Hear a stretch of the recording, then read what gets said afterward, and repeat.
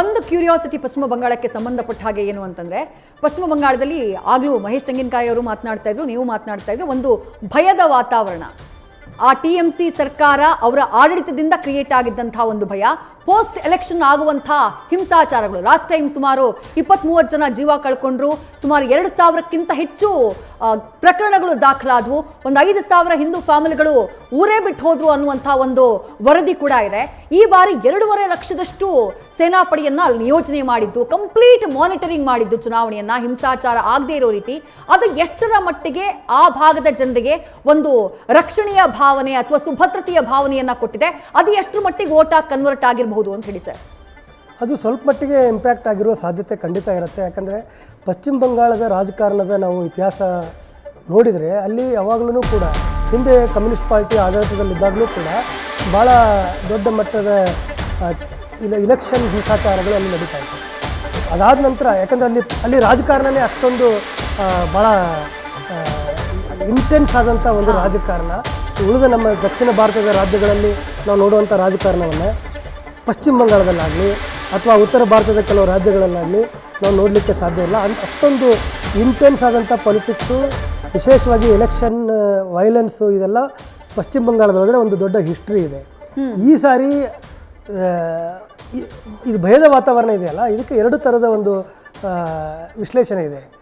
ಒಂದು, ಚುನಾವಣೆ ಸಂದರ್ಭದಲ್ಲಿ ಅಥವಾ ಚುನಾವಣೆ ಆದ ನಂತರ TMC ಪಾರ್ಟಿಯ ಕಾರ್ಯಕರ್ತರು, TMC ಪಾರ್ಟಿಯ ಅಲ್ಲಿ ಭಾಳಷ್ಟು ತೋಳ್ಬಲ, ಇದೆಲ್ಲ ಗುಂಡಾಗಿರಿ, ಇದೆಲ್ಲವೂ ಕೂಡ ಭಾಳ ಬಹಿರಂಗವಾಗಿ ನಡೆಯುತ್ತೆ. ಎಲ್ಲ ಪಾರ್ಟಿಯವರು ಕೂಡ ಅಲ್ಲೇ ಅದೇ ರಾಜಕಾರಣವನ್ನು ಮಾಡ್ಕೊಂಡು ಬಂದಿದ್ದಾರೆ. ಯಾರು ಅಧಿಕಾರದೊಳಗಡೆ ಇರ್ತಾರೋ ಅವರು ಅದೇ ರಾಜಕಾರಣವನ್ನು ಮಾಡ್ಕೊಂಡು ಬಂದೇ ಕಂಪ್ಲೀಟ್ ಸ್ಟೇಟನ್ನು ಹಿಡಿದೊಳಗಡೆ ಇಟ್ಕೊಳ್ಳುವಂಥ ಪ್ರಯತ್ನವನ್ನು ಅಲ್ಲಿ ಮೊದಲಿಂದ ಮಾಡ್ಕೊಂಡು ಬಂದಿರೋದು. ಕಮ್ಯುನಿಸ್ಟ್ ಪಾರ್ಟಿಯವರು ಕೂಡ ಅದನ್ನೇ ಮಾಡಿದರು, TMC ಕೂಡ ಈಗ ಅದನ್ನೇ ಮಾಡ್ಕೊಂಡು ಬಂದಿದೆ. ಆ ಭಯ ಒಂದು ಕಡೆ ಆದರೆ, ಇನ್ನೊಂದು ಕಡೆ ಭಾಳ ಅನ್ಪ್ರೆಸಿಡೆಂಟೆಡ್ ಆಗಿ ಪ್ಯಾರಾಮಿಲಿಟ್ರಿ ಫೋರ್ಸನ್ನು ಅಲ್ಲಿ ಹಾಕಲಾಗಿತ್ತು. ಈಗ ಪ್ಯಾರಾಮಿಲಿಟ್ರಿ ಫೋರ್ಸ್ ಅಂತಂದರೆ ಏನು? Paramilitary force central government control ಒಳಗಡೆ ಇರುವಂಥ ಪ್ಯಾರಾಮಿಲಿಟ್ರಿ ಫೋರ್ಸು. ಅದರರ್ಥ ಅವರು ಒಂದು ಪಕ್ಷದ ಪರವಾಗಿ ಇರ್ತಾರೆ ಅಂತ ನಾನು ಹೇಳ್ತಾ ಇಲ್ಲ. ಆದರೆ ಬಹಳಷ್ಟು ಆರೋಪಗಳನ್ನು TMC ಮತ್ತು ಬೇರೆ ಬೇರೆ ನಾಯಕರುಗಳು ಮಾಡ್ತಾಯಿದ್ರು. ಪಕ್ಕದ ಮಣಿಪುರದೊಳಗಡೆ ಭಾಳ ದೊಡ್ಡ ಹಿಂಸಾಚಾರ ನಡೀತಾ ಇದೆ.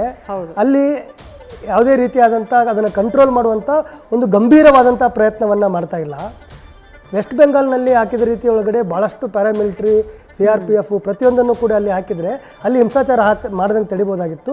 ಆದರೆ ಚುನಾವಣೆ ಒಳಗಡೆ ಎಷ್ಟರ ಮಟ್ಟಿಗೆ ಅಂತಂದರೆ, ನೀವು 3 ಲಕ್ಷ ಪ್ಯಾರಾಮಿಲಿಟ್ರಿ ಯೋಧರು ನೀವು ಇಮ್ಯಾಜಿನ್ ಮಾಡ್ಕೊಳ್ಳಿ. ಇದು ಕೂಡ ಒಂದು ರೀತಿ ಒಳಗಡೆ ಭಯದ ವಾತಾವರಣವನ್ನು ಸೃಷ್ಟಿಸಿತ್ತು ಅಂತೂ ಕೂಡ ಒಂದು ವಾದ ಇತ್ತು. ಅದು ಅಕಸ್ಮಾತ್ ಅದು ನಿಜ ಆಗಿದ್ದರೆ ಅದರಿಂದ BJPಗೆ ನೆಗೆಟಿವ್ ಆಗಬೇಕಾಗಿತ್ತು. ಆದರೆ ಈಗ ಬರ್ತಾ ಇರುವಂಥ ಟ್ರೆಂಡು ಇದನ್ನೆಲ್ಲ ನೋಡಿದರೆ TMCಯ ಒಂದು ಏನು ಭಯದ ವಾತಾವರಣ ಸೃಷ್ಟಿ ಮಾಡಿತ್ತು. ಬಹುಶಃ ಅದ್ರ ಬಗ್ಗೆ ಜನಗಳಿಗೆ ಹೆಚ್ಚು ಆತಂಕ ಇತ್ತು ಅಂತ ಅನಿಸುತ್ತೆ. ಇದು ಭಾಳ ಕ್ಲಿಯರ್ ಕಟ್ ಆಗಿ ಒನ್ ಸೈಡೆಡ್ ಆಗಿ ಒಂದು ಲ್ಯಾಂಡ್ ಸ್ಲೈಡ್ ವಿಕ್ಟ್ರಿ ಥರ, ಒಂದು 2/3 ಥರ ಹೋಗೋ ಥರ ಲಕ್ಷಣಗಳು ಕೂಡ ಕಾಣ್ತಾ ಇದ್ದಾವೆ BJPಗೆ. ನಂಬರ್ ಸ್ವಲ್ಪ ಬದಲಾಗ್ತಾ ಇದೆ. 176 BJP, 114 TMC.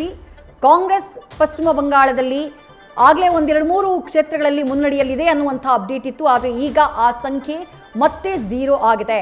ಪಶ್ಚಿಮ ಬಂಗಾಳದ ಸದ್ಯದ ಟ್ರೆಂಡ್ ಅನ್ನು ಗಮನಿಸ್ತಾ ಇದ್ದೀರಿ. 176 BJP, TMC 114, ಕಾಂಗ್ರೆಸ್ 0.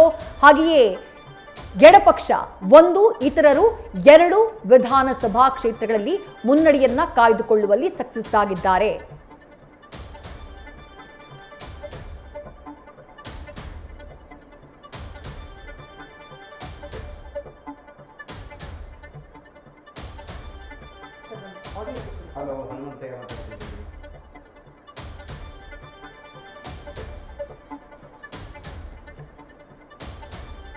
ಪಂಚರಾಜ್ಯಗಳ ಫಲಿತಾಂಶದ ಕ್ಲಿಯರ್ ಪಿಕ್ಚರ್ ಲಭ್ಯ ಆಗ್ತಾ ಇದೆ. ಸಮಯ 11 ಗಂಟೆ ಸರಿಯಾಗಿ. ಸದ್ಯದ ಟ್ರೆಂಡ್ ಗಮನಿಸ್ತಾ ಇದ್ದೀರಿ. ತಮಿಳುನಾಡು ಅಚ್ಚರಿಯ ಫಲಿತಾಂಶ. ನಟ ವಿಜಯ್ ಅವರ TVK ಪಕ್ಷ 106 ವಿಧಾನಸಭಾ ಕ್ಷೇತ್ರಗಳಲ್ಲಿ ಮುನ್ನಡೆಯನ್ನ ಕಾಯ್ದುಕೊಂಡಿದೆ. DMK 56, ನಂಬರ್ ಸ್ವಲ್ಪ ಇಂಪ್ರೂವ್ ಆಗಿದೆ DMKದು. ಆಗಲೇ 47-48 ತನಕ ಹೋಗಿತ್ತು. ಮತ್ತೊಂದು ಕಡೆ ADMK 80ಕ್ಕೂ ಹೆಚ್ಚು ಸೀಟ್ಗಳಲ್ಲಿ ಮುನ್ನಡೆಯನ್ನ ಕಾಯ್ದುಕೊಂಡಿತ್ತು ಆಗಲೇ. ಈಗ ಆ ಸಂಖ್ಯೆ 72ಕ್ಕೆ ಇಳಿಕೆಯಾಗಿದೆ. ಟಿವಿಕೆ 106 ವಿಧಾನಸಭಾ ಕ್ಷೇತ್ರದಲ್ಲಿ ಮುನ್ನಡೆಯನ್ನ ಕಾಯ್ದುಕೊಂಡಿದೆ. ತಮಿಳುನಾಡು ಸರ್ಕಾರದ ಮುಖ್ಯಮಂತ್ರಿ, ಉಪಮುಖ್ಯಮಂತ್ರಿ ಹಾಗೆ ಸುಮಾರು 31 ಜನ ಸಚಿವರು ಅವರು ಹಿನ್ನಡೆಯಲ್ಲಿದ್ದಾರೆ ತಮಿಳುನಾಡಿನಲ್ಲಿ ಅನ್ನುವಂಥ ಅಪ್ಡೇಟ್. ನಟ ವಿಜಯ್ ಅವರ ಮನೆಯ ಮುಂಭಾಗದಲ್ಲಿ ಹೆಚ್ಚಿನ ಸಂಖ್ಯೆಯಲ್ಲಿ ಪೊಲೀಸ್ ಭದ್ರತೆಯನ್ನ ನಿಯೋಜನೆ ಮಾಡಲಾಗಿದೆ. ಆ ದೃಶ್ಯಗಳನ್ನ ಗಮನಿಸ್ತಾ ಇದ್ದೀರಿ. ಯಾರದೇ ಬೆಂಬಲ ಇಲ್ಲದೆ ನಾವು ಸರ್ಕಾರವನ್ನ ರಚನೆ ಮಾಡ್ತೀವಿ ಅನ್ನುವಂಥ ವಿಶ್ವಾಸವನ್ನ ನಟ ವಿಜಯ್ ಅವರ ಪಕ್ಷ ವ್ಯಕ್ತಪಡಿಸಿದೆ. ಚುನಾವಣಾ ಫಲಿತಾಂಶದಲ್ಲಿ ಟಿವಿಕೆ ಲೀಡ್ ಅನ್ನ ಪಡ್ಕೊಳ್ತಾ ಇದ್ದ ಹಾಗೆ ನಟ ವಿಜಯ್ ಅವರ ಪಕ್ಷಕ್ಕೆ ವರ್ಕ್ ಆಗಿದ್ದೇನು? ಯುವ ಮತದಾರರು ಬಹಳ ದೊಡ್ಡ ಪ್ರಮಾಣದಲ್ಲಿ ಈ ಬಾರಿ ನಟ ವಿಜಯ್ ಅವರ ಪರವಾಗಿ ನಿಂತಿದ್ರು, ಅದು ಅವರ ಪರವಾಗಿ ವರ್ಕ್ ಆಗಿದೆ ಅನ್ನುವಂಥ ವಿಶ್ಲೇಷಣೆಗಳಿದ್ದಾವೆ. ಮಹಿಳಾ ಮತದಾರರು ನಟ ವಿಜಯ್ ಅವರ ಪರವಾಗಿ ನಿಂತರು, ಆ ಕಾರಣಕ್ಕಾಗಿ ಈ ಪ್ರಮಾಣದ ಒಂದು ರಿಸಲ್ಟ್ ಅನ್ನ ಪಡೆಯೋದಕ್ಕೆ ಸಕ್ಸಸ್ ಆಗಿದೆ ಟಿವಿಕೆ ಪಕ್ಷ ಅನ್ನುವಂಥ ವಿಶ್ಲೇಷಣೆ ಇದೆ.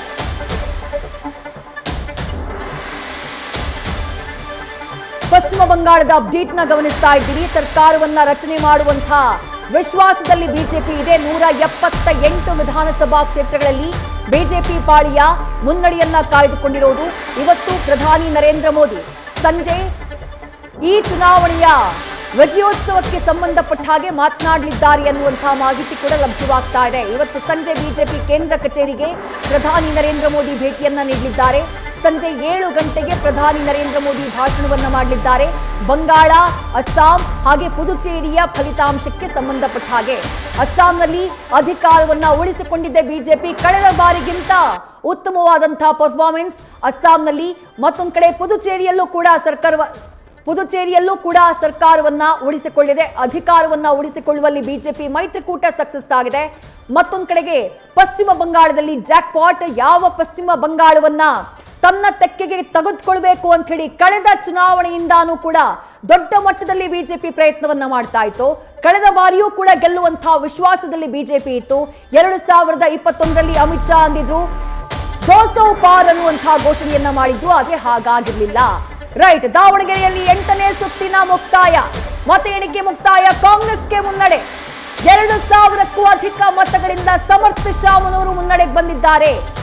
ಸತತ 8ನೇ ಸುತ್ತಿನಲ್ಲಿ 7 ಸುತ್ತುಗಳ ತನಕ ಬಿಜೆಪಿ ಮುನ್ನಡೆಯನ್ನ ಕಾಯ್ದುಕೊಂಡಿತ್ತು. ಆದರೆ ಈಗ 8ನೇ ಸುತ್ತಿನಲ್ಲಿ ಮೊದಲ ಬಾರಿಗೆ ಮುನ್ನಡೆಯನ್ನ ಕಾಯ್ದುಕೊಂಡಿದ್ದಾರೆ ಕಾಂಗ್ರೆಸ್ನ ಅಭ್ಯರ್ಥಿ ಸಮರ್ಥ ಶಾಮನೂರು.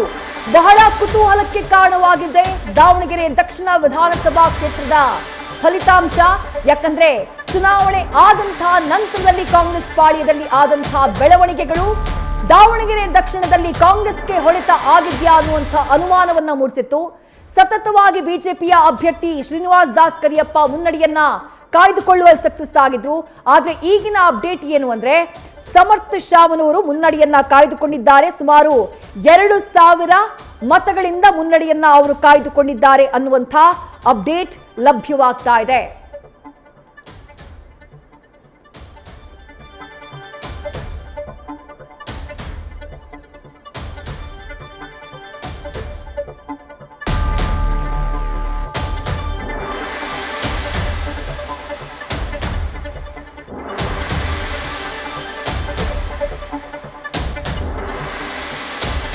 ಎರಡು 2000ಕ್ಕೂ ಅಧಿಕ ಮತಗಳಿಂದ ಮುನ್ನಡೆಯನ್ನ ಸಮರ್ಥ ಶಾಮನೂರು ಕಾಯ್ದುಕೊಂಡಿದ್ದಾರೆ.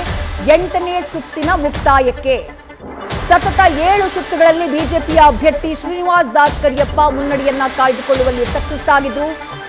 ಆದರೆ 8ನೇ ಸುತ್ತಿನಲ್ಲಿ 2000ಕ್ಕೂ ಅಧಿಕ ಮತಗಳ ಮುನ್ನಡೆ ಕಾಂಗ್ರೆಸ್ ಅಭ್ಯರ್ಥಿಯಾಗಿರುವಂತಹ ಸಮರ್ಥ ಶಾಮನೂರು ಅವರಿಗೆ ಲಭ್ಯವಾಗಿದೆ.